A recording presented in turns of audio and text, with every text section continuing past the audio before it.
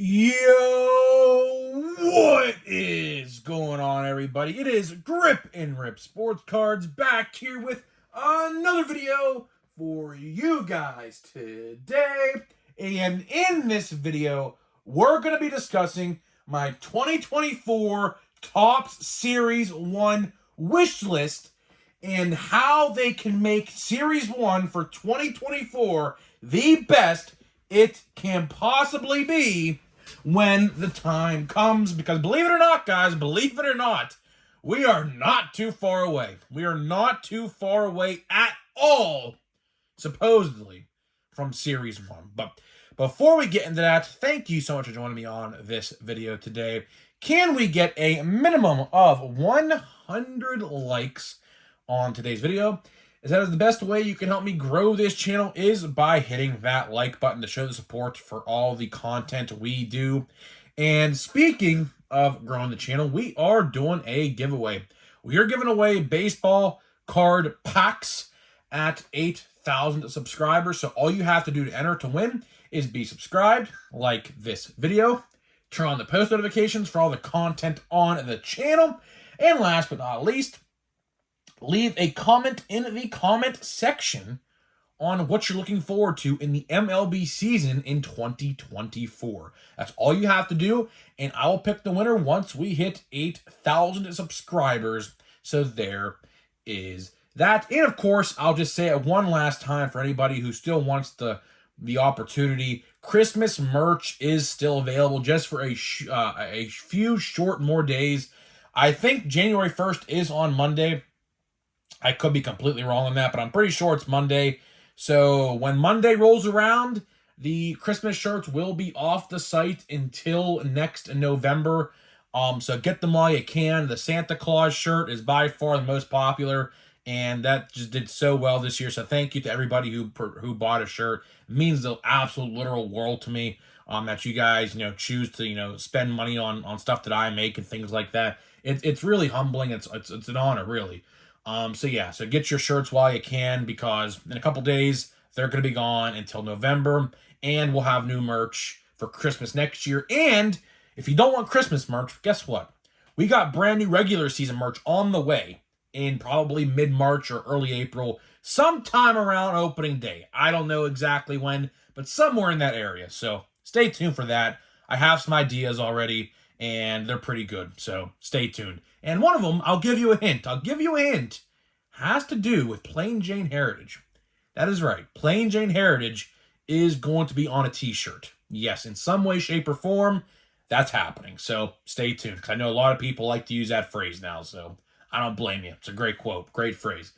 But either way, speaking of 2024, Topps Series 1 for 2024. Very, very interesting, man. Series 1 this upcoming year, I should say. We're not in 2024 just yet. So let me hold off on saying this year. But either way, we're about, realistically, 7 or so weeks away from Series 1. Not even. And on top of that, I'll go even a step further. We're about maybe 2.5 to 3 weeks from pre-orders of Series 1. That is right. Series 1 pre-orders, well, if Series 1 comes out when they claim it's going to, which I guess I'll start there. So Series 1, typically comes out on the week of Valentine's Day and spring training. That's all typically synonymous with each other. That's all really the same week, right? And basically, that's pretty soon, right? That's pretty freaking soon, Fun fact, Walmart is already putting out Valentine's and Easter candy. You heard me right.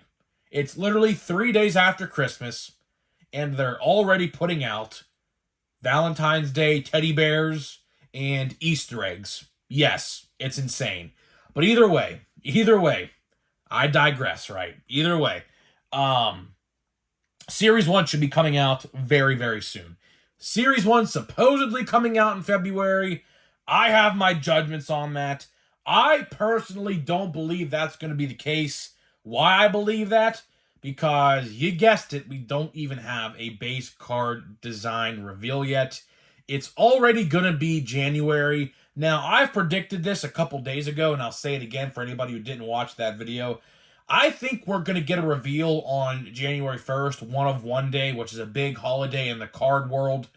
So that makes the most sense to me. Now, if that actually happens or not, I don't know. It should happen because we're only 5 weeks or so away from that point. Realistically, we're very close. We're very, very close to Series 1. And there is no design reveal. Hey, maybe they're just going to go in blindly and say, here's Series 1, have fun with it. That's what they might do. I would be very, very shocked at that. I don't know why they would do that. They're kind of maybe going to channel in their inner like old school roots, because back in the day, in the 90s and things like that, they just put Series 1 out there and didn't show a design reveal before it. They just threw it out on the market. So they might be going back to that format. I don't know exactly if I like that, because today, with how technology has advanced and you could go on your phone, your computer, or whatever, and just pull up images of things like on Google Images. It's not really the best marketing tactic in my eyes with that, because, technology has advanced a lot since the 90s, so it's not really the time and place to do that no more. But either way, we're going to discuss a few things that I think is going to make Series 1 great. Now, let's start out with the basics. What makes Series 1 great? Any year. Don't have to even be this year, right? Now, design has something to do with it, but that's just their, I can't control that. But ultimately, Topps has the say in all of this I'm going to talk about, right? And hopefully they get wind of this video. Hopefully they watch this video before Series 1 maybe gets printed on the printing presses. Now, I will say this. It's probably already being printed. If Series 1 comes out in February, I can tell you this right now. Series 1, as we speak, is being printed in some printing press in America somewhere. They have multiple of them. It could be the one where the one-of-ones were stolen from. I have no idea. But it's somewhere, some way. If Series 1 comes out in the middle of February, then Series 1 is being printed right now somewhere. But either way, hopefully Topps can maybe catch wind of this and maybe improve Series 1 on the fly. Hopefully that'd be the goal. But either way, let's start out with an honorable mention. An honorable mention that really is an honorable mention because, quite frankly, Topps is never going to do this in a million years. And I think hell would freeze over, literally, before this ever happened, which is lowering the price on product. That is right. Of course, you guys are well aware what happened with Update. Update, they lied, had people pre-order boxes, only to find out they took card and pack counts down than they're originally supposed to in various formats of Update. And they didn't tell anybody before they did it, right? So it kind of came as a shock to a lot of people that, oh my God, they took 100 cards out of the hobby box and are still charging the same price. Which that's why I'm making this an honorable mention, because realistically, Topps is never going to do this. If they do this, they are admitting defeat. That's how I look at it, at least. They're never in a million years going to lower the price on the product. I have a bad feeling that hobby boxes for Series 1 are going to be like $110 or something like that. Some outrageous amount. I think a good price for a Series 1 hobby box with the new pack and card count is probably like, I'd say $75 to $80. I think them taking out 100 cards on the product takes your chances out of getting more hits. And which is funny because they said it's the opposite, but that's absolutely BS. If they gave you 330 chances, which is the old format, to get a card, and now they're giving you 230 chances to get a good card, they're not giving you a better chance to get the good card. They're actually lowering your chances a lot, more than they think. So realistically, I would like to see a price decrease all across the board. Jumbos, I do believe, are staying the correct format. 46 cards a pack, it's like 460 total cards.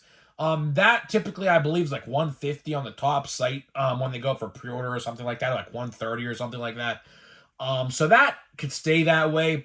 But for the hanger boxes, the blaster boxes, even the fat packs, there's fat packs with Series 1. We did not get fat packs with update. They went from 36 cards to 32, so that's another 4-card decrease in the product. Blaster boxes and things like that, we have to see a decrease. There is no excuse at all, that we can't get a price decrease, especially on the hobby box. The hobby box is, in my eyes, the biggest, like, I don't want to say scam, but since they aren't taking the price down and keeping the money the same way, that's not a good look. So, I'm going to look when Series 1 comes around, and we're going to talk formats, because obviously we're going to do a big format watch before you buy video, a huge, best way to buy video and things like that. Call me crazy, but right now, just my opinion, I think the hanger box, you heard me right, the hanger box is probably the best way to go right now. Now, that's a very early judgment, a very, very early judgment, because, obviously we haven't got all the official details yet.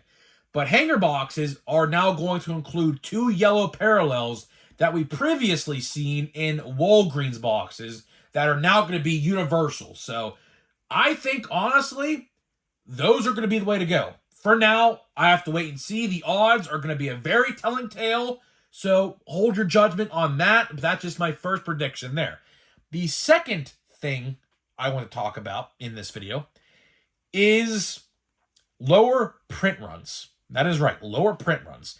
Now, Series 1 out of the 3 base sets every year is the most printed. Typically goes Series 1's the most, Series 2's in the middle, and Update's always the least printed. That's just always how it goes, right? And I think like I said with the odds, I think in order to have a great product, we have to scale down with how much we make. Because we do not want another 2022 top Series 1 or 2023 top Series 1 debacle, right? 1 in 99 packs in 2023 Series 1 had a gold in a blaster box. That is absolutely unacceptable. What is it in 2022? Let me see your 2022. In 2022 is 1 in 38. I have a box right here. I'm looking at it right now. 1 in 38. So Topps tripled the odds from 2022 to 2023 to get a gold in a $25 box. That is absolutely pathetic. So we absolutely need to scale down the print run. Or we could do this, which I know this is not going to be a popular opinion, but hear me out. As you guys are well aware, the jumbo hobby boxes for Series 1 this year were juiced to all hell, right? And basically what happened, and this is partly why blaster boxes were so bad, was because they took hits out of the cheaper versions of the product, basically making it like all base and retail inserts, and that was it. Basically, that's what they did. So anything that you would see inside a blaster box or like a hanger box of Series 1 from 2023, most of those parallels, not all, there's still some parallels in there, but most of the parallels went to the hobby and jumbo hobby formats, which definitely did not make collectors happy, especially if they're a retail collector, because believe me, there's certain people who I even know personally who just buy retail and that is it. I have like 2 friends I can name off the top of my head who just buy retail boxes and that is it. And they were even questioning just buying hobbies going forward, which luckily I think I did convert one into a hobby only guy. I think I did. My other friend, not so much yet, but he's kind of getting there. But either way, we have to lower print runs. Lowering print runs is good for the product longevity-wise because it makes it more valuable, makes the rookie cards more valuable, better odds of pulling hits, and lastly but not least, and this is a big one, not rotting on the shelves. How many times last year, I can't even describe to you guys how many times last year that I went to a Walmart up until like June or July, Series 1 by the dozens, dozens and dozens and dozens of hobby boxes in countless other formats, monster boxes, hanger boxes, fat packs, you name it, at Walmart's, Targets, even Myers that I went to. How many of those boxes sat on the shelf? And it's sad because Series 1 checklist, which of course, as you guys know, in a couple days here, we are going to do top 5 and top 5 best and worst sets of 2023. We are going to discuss this in just a couple days. But the Series 1 checklist was very good. Was very, very, very good for a Series 1 release. Typically, Series 1 doesn't have all the hard-hitting rookies that you would expect. They have a couple, but not many. But this year, they changed that, and Series 1 was very good. So either way, what I'm trying to say here is Series 1, overall, if you lower the print run of Series 1, longevity-wise, it's going to be more valuable, have easier to find hits in all their formats, and, you know, just not rotting on the shelf. So hopefully they do that. I doubt it, but again, that's what it is. But last, and certainly not least, out of the 3 changes I want to talk about, and believe me, there's plenty more we could talk about. I might say that for a different video down the line, maybe in January or February when it gets closer to Series 1. But either way, the biggest and final wish list item on my wish list is this. A good checklist, which I kind of alluded to just a minute ago. Series 1 and Series 2 for that matter. I don't know what's going to happen because all of the rookies, except a couple that came up in September, all came out like at once. Like, for example, Ellie De La Cruz, Henry Davis, Encarnacion Strand, Noelvi Marte, I can't remember, Andy Rodriguez, Nick Gonzalez, Quinn Priester for the Pirates. The NL Central alone has a ton of rookies that got called up in like June and July last year. They might save some of them for Series 2. They might not. I don't know. But if they don't, I'll tell you this. Series 1 is going to be very, very rookie heavy, which I am not going to complain about at all. Now, you have Evan Carter, which thank you to everybody who pointed that in the comment section. I couldn't remember the guy's name for the life of me. Evan Carter, he'll probably be in Series 2. Jason Dominguez, Series 2. Luciano for the Mets, Series 2. Pete Crow Armstrong, I don't know if I said him or not, Series 2. So there's going to be a ton of rookies. Yamamoto, Series 2, I would like to assume. I could be wrong on that. Young Ho Lee for the Giants. I think I said his name right. Series 2. Who else? I don't even know who else. But either way, you get what I'm saying. Series 1 should be pretty good. Should be. I don't know what they're going to do, but it should be. But I'll tell you this. To wrap the video up, I'll say this. I've said it a long time, and I'll say it now. If you like to budget your card spending money, put money away each month starting January for Chrome in July. I promise you, you do not want to come to July and not have any card money to spend on Chrome. Chrome is going to be very good next year. Now, odds-wise, obviously, I can't predict that. That's just literally a needle in a haystack kind of thing. But I'll tell you this. Chrome is going to be very good. The checklist and the buyback program is going to absolutely carry that set.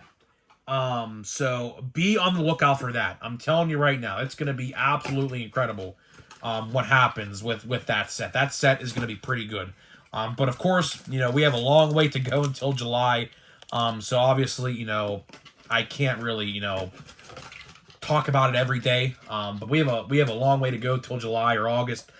I don't know when the set's coming out. But either way, you know, we'll get Chrome eventually. Chrome's going to come out eventually, and Chrome should be pretty good.